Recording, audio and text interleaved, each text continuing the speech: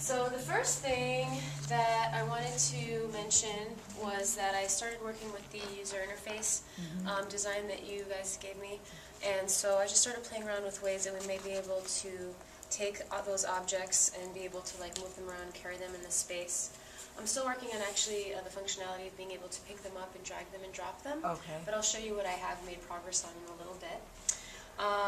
So you might recognize the wands that we've used previously in SMALLab. So these are familiar. But the new object that I was prototyping is what I'm calling an angle maker. Okay. So it's not necessarily a protractor, but I kind of took a step back and generalized away from a protractor. I might work on an actual protractor this week, so we have another object in the space. But as you can see, there are two cylinders that reflect the motion of this guy. Oh, cool. Now the other cool thing is if you look up here on the top, you can actually see what angle is being made. Very, very nice. So one of the other things that David gave me feedback on that I'm going to work on is if this was to be like a protractor with angles, to just move these cylinders up so that we can tell where the angle is being made, because right now it's not totally clear.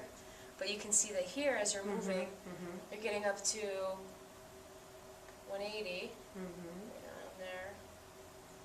And then you can go to 90, and you can really, see and feel what that angle is like.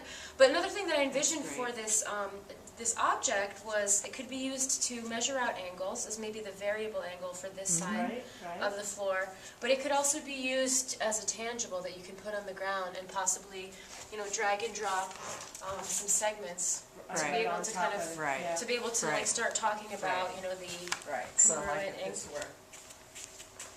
Yeah, those opposite angles that are congruent are called vertical angles.